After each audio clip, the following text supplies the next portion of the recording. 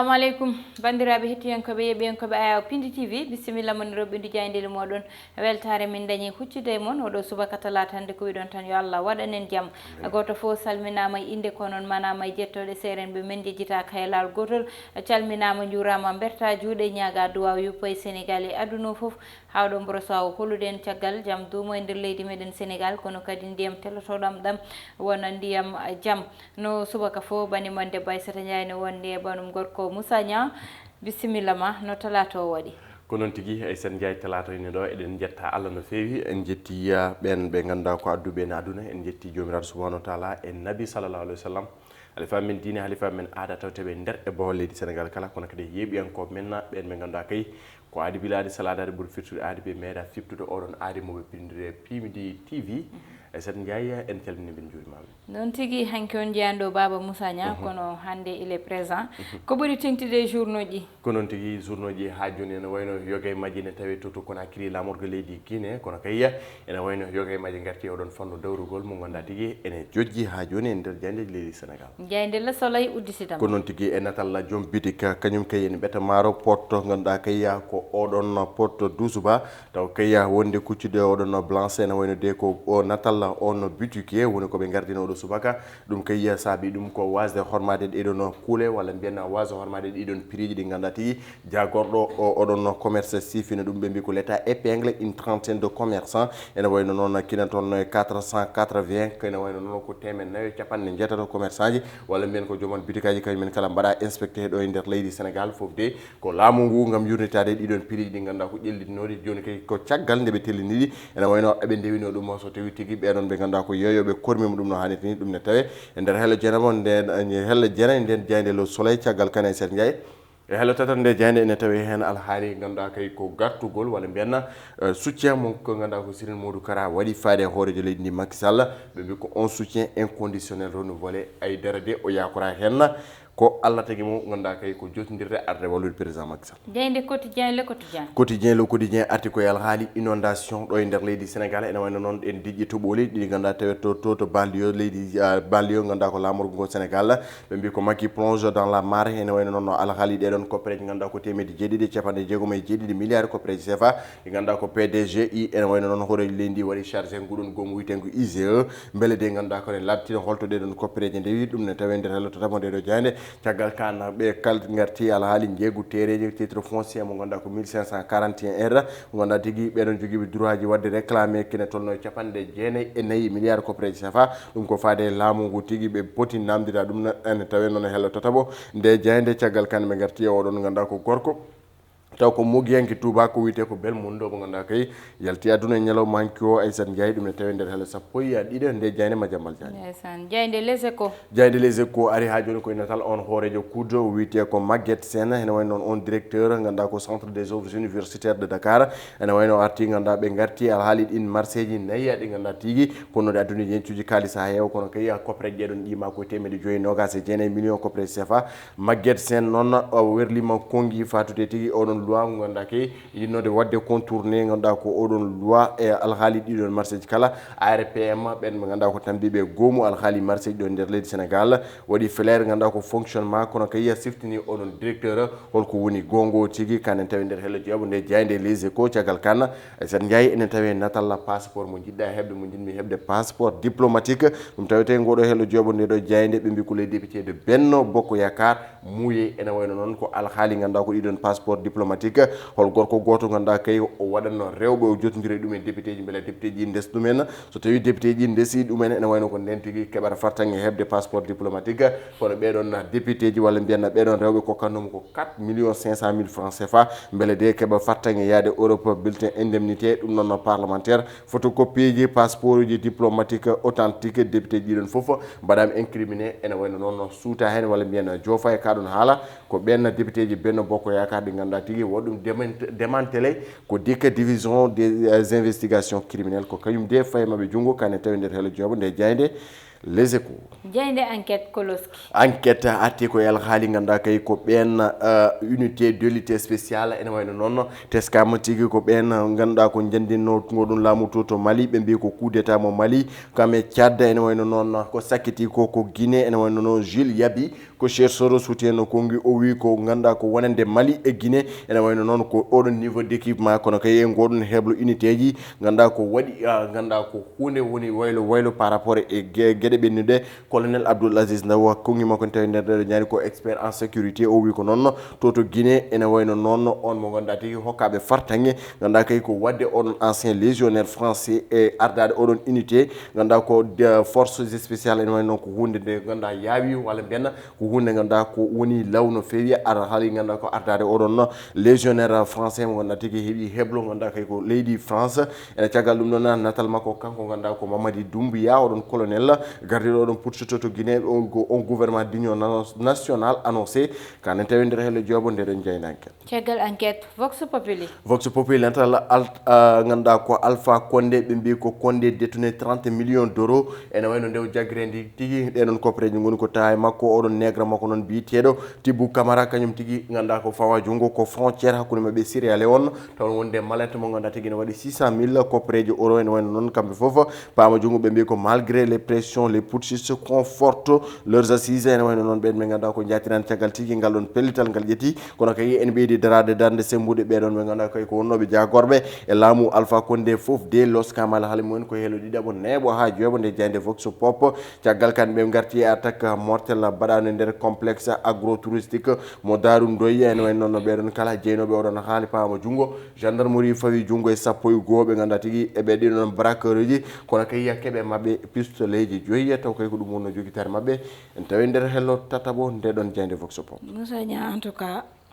oro ne wadi dole oron heewi dole oro woni ko ganduda hande hay jogi Moussa Nya adan ko jalni an ga Guinée kono keftay ma xaalis euro ne yurmini no alani kadi ne yurmini ala so woni xaalis Guinée nawar ko sahu jeedi don wari hen heewani tu vois joni ko euro alani mi no rapidi wala mi famdi heewi doole non famdi heewi doole sino ko joni xaalis Guinée na ko sahu kono rendindo wona e malet goto 30 millions euro taw voilà jade l'observateur wayno ko be mbi ko tiagal odon pursoto to Conakry en wan non ben jaynen ko be futur média jeyi tigi hakibi dardade be don no ganda ko putchen wala ben militaire en kebi tigi fodde dumen en wan non dia odon trio mystique mo colonel Doumbouya ganda ko posant l'observateur hier lundi à la base des forces spéciales en wan non ko ton tigi ganda ko to Conakry woni to be julli kono kayga woni ko be kebi fartangi ganda kay dardade be don militaire uji tiagal kane odon immersion au cours de la junte en wan non kambe be ganda tigi be don no soldateɓe walla mbiyanna ɓen journaliste ɓe ɓe mbi kay ko ganduɗa kay ko gote autoji blindé ɗi ganduɗa ti joguinom ɗum oɗon garde reproché Alpha Condé ene wayno noon ko baluji tigui tira e mum natal oɗon auto blindé ene wayno ni ko kañum ganduɗa ko woni koɓe gardini e oɗo subaka kanen tawi nder hello neeɓo hello jooɓo nde ɗo jeyde ganduɗa kay l'observateur Aissata Ndiaye ɓe garti ganduɗa ko bigami so wiyama bigami ko debbo joguiɗo worɓe ɗiɗo ene wayno noon ko oɗon debbo ñaarel namdinoɗo ganduɗa ko joom galle mum ene ya jilluto yummum caggal ndew yehi jillu ko toon tigo heeɓi restanede walla men ko toon heeɓi humanede gorko goɗɗo ene wayno noon to gorko makko tina ɗum wiyete ko bigami ene tawi nder hello jeeɗo Zanya oɗon histoire il faut ƴewte beele o seranomo ha paari jayde libération nan ɗon heewi ɗo libération arti ganduɗa koye oɗon attaque ganduɗa koye nder oɗon complexe agro-touristique mbaɗaɗo to Darou Ndoye ene wayno noon ɓe mbi ko ami d'enfance du propriétaire et le gardien impliqué goto ganduɗa ko jottodirnoɓe e oɗon ɓe ganduɗa tigui ko jeeyɗo onon complexe kono kayya e gardien oɗon ene wayno ko kañumen de goni jofaɓe oɗon alhaali kono kay gendarmerie a leydi Sénégal fawi junggo e sappo e goye ɓeɗon tigui jeeyaɓe oɗon alhaali kanen tawi nder hele jooɓo ndeɗo jeyde ganduɗa kayya ko libération Aissata Ndiaye caggal kan ɓe garti trafic de faux passeport diplomatique Elhadji Diadji Condé et les certificats de mariage avec les deux députés oɗon alhaali mo ganduɗa tigui ko 7 500 000 francs CFA de victimes une sénégalaise et une guinéenne rewɓe ɗiɗo ganduɗa tigui ko jeeyaɓe ɗo e nder leydi he kono kayya debbo goɗɗo mo jibinande leydi Guinée ko kañumen de jeeya oɗon alhaali faux visa walla mbiyanna faux passeport diplomatique jeyde stade uddata dama stade natal Sadio Mané ɓe garti koye pottigal hande leydi Sénégal e ndi Congo ngal pottigal cabbagal e sanga waktuji sappo e jeegom comme toto Brazzaville ene way non be mbi ko Revue à Brazza pour la première place ene way non leydi men Sénégal wala men oɗon équipe ngendi joyi ene jogi fartange tigi wala min ene foti tigi ganda ko hebde polgu ngam de ardo e oɗon pool alhaali éliminatoire mondial 2022 ɓe garti tigi e 9 clean sheet en sélection Mendy le Mirail des Lions ha joni noon e doore min nden jokki wadde golle paydinde ɗum ne tawi nder hello jeeɗiɗo ndeɗon jayde stade sen jeeya ɗum dewonno ko tawete nder kelle gadane jayde leydi Sénégal e oɗo subaka talata noon tigi Moussa Niang haade en ɓennude e banggal tan ganduɗa bigami oɗon haalam saabu hande rewɓe hewɓe ene mbaɗi accusé ko way noon tawa gorko ni wiyno ɗumen mi hokkima dande ma yaha jooɗoyo galleji mumen nde resta foof gorko wiya mi hokkano ɗum dande muɗum ɗum saabi Moussa Niang rewɓeɓe il faut ɓe ganda droit ji mabɓe ɓe ganda ɗo ɓe daroto e to ɓe pawata koyɗe mabɓe woni neɗɗo so resama yo yiilo certificat de mariage hay so tawi dewgal ngal ala certificat de mariage so ari ha yettima iwde ya tribunal pewnoya certificat de mariage mbaɗa jugement jiiloɗa certificat de mariage Moussa Niang nanna requête de divorce sa nanni requête de divorce o tribunal signini sabo lawol andi ko kaytaji anda hande ala o seranoma kay o serano ko gorko rokkinoma dande hokkanoma dande so tawi komo hulani Allah nde ndesaɗa foof ne wawi wadde mo porte plainte walla wiya mi hokkimo dande mo kay so tawi hande dewgal ngal ne waɗi kaytaji tawa henne gorko o wiya mi serima tan debbo o ne naggam o seeri kam tan o seeri kam jarani yaade tribunal pour wadde ɗum ɗo saabu goto fof hande so nani dande tribunal sikkata ko debbo o nawi gorko mum tribunal pour wadde ɗum traîner en justice wona noon koko ganduɗa ko kayit koko signina sene signine ko mairie signinte kono sene iwoyta ko tribunal ɗum ɗon yo woppite hakkille no fewi no yo rewɓe ɓe goppite hen hakkille dewgal dañgal hen kayitaji e ngal ala hen kayitaji fof foti kala ko ganduɗa so ceergal yettima dilo ɗon certificat de mariage ha lawol itta dewgal ngal ha para nde puɗɗon yaade naton e dewle goɗɗe saabu Moussa Niang wona goto fof huuli Allah Moussa Niang Aïssane Ndiaye a haali haal tribunal ko hunde hande ko hunde fonde wonde mais ko adi alamine gam min cuusa haalde walla min cuusa wodde sujet ko adi ganduɗa ka ay sa wi hokkam danam addoye seedeji ma fawre hen saɗa paari addoye seedeji ma kono jomum wimama hokkima danam waɗani valide Moussa Niang ɗon hayso mi haalnoma hunde hayso wona so waɗi seedeji tan gasi kadi waɗi témoin hayso waɗi seede banggal lawol andi ko kayitaji sabu hewɓe ko ɗum funtata ɗumen wiye mi dañino seede kaari settinoma lawol andi ko kayitaji ma certificat de mariage o daro certificat de mariage wona haydara so neɗɗo resama yo ya mairie yiro certificat de mariage mofta ɗum koko ganduɗa yiyete kañum e kayit juddu o foti kañum no kayit juddu waɗiri fayida ni ko noon certificat de mariage waɗiri fayida e dewgal yo neɗɗo sif ɗum erreur monogami ko Moussa Niang naɗɗo hen fof ma yiita ɗum ko wiyete ha yeeso ko lawol so yi ha yeeso monogami woni signinde debbo goto noon so neɗɗo huuliri ɗum ha signini ɗum so yi ha yeeso joɓɓe noon ne heewa mabɓe e sisiɓe ɗon cifami min joni Moussa Niang garen e ko ganduɗa yete woni ko kalten hande subaka woni banggal yete ussugol prix ji walla prix ji ganduɗa waɗama fixé kono yoga e joom boutique en ko saliɓe ɗum kono Moussa Niang min mbiyanmi ko mbe est ce que ko joom boutique aji cali ɗum walla commerçant ji mawɗi ɗi e koye mumen saabu kamɓe nannata marchandise uji koye dow mabɓe taxe uji fawete kamɓe gandi kadi no ɓe nanniri bagage uji mabɓe kono kadi ɓeydowo ñande fof koye mabɓe saabu Moussa Niang jiyata ko hande so wiyama mi totta yeru tan mo ganduɗa ko simple so wiyama ko baril pétrole ngabbi essence ɓeydat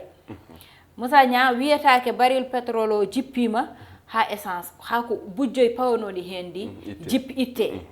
bujjoy goddi tawtata dum don kadi anani dum woni problème o il faut wade gérer do ganduda ko don foti wadede gérer te to foti wadede gérer do musanya ine anda ko lamu foti darade don musanya be de sikki wadde non bangal prix ji ne ko don ƴewata ko so wiyama sukara manki wiye kilo sukara joni ko 800 hay so sukara arti musanya ussetaaki ko 100 francs goddo jogori tawtoyde dum ton e beydogol gongol kono kadi wana ussade mudum besgu ngu tampi musanya ko non tigi alande ay san jaya commerçant ji do feltabe alande jellirinde prix ji ni nabine kambe coomima te ko coomiri ko ala sago on marchandise yalta halabe so yalti halabe non idon prix ji gartudi kesi so be jeebi cotti be tawi ganda ko sodo gros système be so be tawi ganda ko aussi be garti on saha be gussa ene wadi ko kalda o c'est très important jomum ganda ko prix ji jillito beydo yaha état ussa onon biot ala on gusara don hankadi ni comme ko jillito manan don jagol batto maintenir alors ko netti somade e oɗon ganduɗa ko ɓeydogol prix ɓeydinoɗo on netti somade ganduɗa ko koɗon kalis dottonoɗo yo soɓe ɗum ɗon nanda sa famille jimi haala donc dans un instant kamɓe ɓe garta toɓe jagguno prix ɗi ɗoɓe jagguno te toɓe comoytoro toon usama déjà donc c'est très important wadde ganduɗa ko o état o arta wadde inspecté ganduɗa ko rewidade ɗeɗon gueɗe bon ko hunde ganduɗa ko ɓesgu sénégal hatojini en surtout ganduɗa e nder sous région ene woni ganduɗa ko nokkuji ɗi ganduɗa ko laamu ngu yettara on sa waɗa inspecté ɗiɗon biri kay gon toon te ko hunde ganduɗa fonde ƴewrede kamɓe ɓuuri tampude so prix ɗi gusama ko kamɓe majeure partie ko kamɓe saabi yaɓe gusne les ruraux monde ruraux oɗon ko kamɓe pour usine ɗum franchement ko ɗum jarim ɗum ko non tigui Moussa Niata hande leydi ndi foti ɓennude to ganduɗa wiyete sukara manki to wiyete maaro manki to wiyete diwlin manki Moussa Nia e wuro e leydi ganduɗa hande so campagne guerte ari jambure ɓe gara cooda guerte ɗe nawa ɗum mbaɗoya ɗum traité ha gayna arta jeyta en ɗum koko ganduɗa yete koɓe beela ɓe jeytata men ɗum tawa koye nder leydi men ɗum ɗon rema ɗon en poti wadde ɗon dépassé mbeɗe sikki tan hay banggal économique kalteɗo ɗo on banggue foti waɗede dépassé yo ɓeɓe ganda kamɓe goni partenaire uji goppe naata partenaire uji ɗi ganduɗa soɓe naati maɓe mbawa liggade ɓe mbawa ustude walla ɓe mbawa wallidde ɓeɓe ganda ko kamɓe goni population saabu wonɗo hunde yettoto a natti wawande hoorema a jiilotoɗa ko Moussa Nia balluɗoma sa joogi mataw pan mbawmi wiide ndiyam ha heewi Moussa Nia sa wawa ronde hoorema a yiiloto balluɗoma nanga fawanma e dow hoorema te ɗum ɗon ne so tawi so fawama e hoorema ma wallite kono ma wallite population ma ngal ɗon banggal kadi yo ƴewte yo ɓeɓe ganda goni partenaire uji goppe naata e intérêt kadi sénégalais ji ɗi ko non tigi effectivement e sen jey natan intérêt sénégalais alan privé ji ganda ko joman jawdele jidɓe wadde participer walla mbiyen yidɓe wadde en partenariat collaboration yidɓe jotodireɗe ɓe kamɓe tigi ganda ko wayƴelle leydi alandi ɓiɗɗo leydi mo gonda ko ƴewani ko leydi waɗen ɗum kono kañum ƴewata ko waɗen leydi onen sohla c'est très important ko hunde ganda ko erango mbaɗa e aussi on cri de cœur ko hunde ganda ko laamu ngoni foti nandema watte hen haqqille no fewi beele ene jeeya ko waɗa émergé walla mbiyen waɗata développé leydi Sénégal noon tigui Moussa Nia so tawi tan woppama ardinde intérêt politique intérêt général waɗama ardinama tan leydi ndi yahat so Allah jaaɓi koye ɗi konngudi guddeten roɓindu jayndeli meɗen banimon debba Aissata Ndiaye wonno e banum gorko Moussa Nia heddano ene banggal caméra ko Mansour Sow alias Thiat Allah jarama on jarama e jebgol e kettogol hon jokke yebde kono jokke wadde emen jokke wadde commenté min jejjitani noon yoga e moɗon mamin ƴeew kadi indili yoga e moɗon gam addude ɗum ɗo jarnude mon kono saaha foof amin jarno on somin inni mon walla somin innani mon foof amin jarno on e jebgol e kadi kettogol no mbaɗirton eme e no mbaɗirton commenté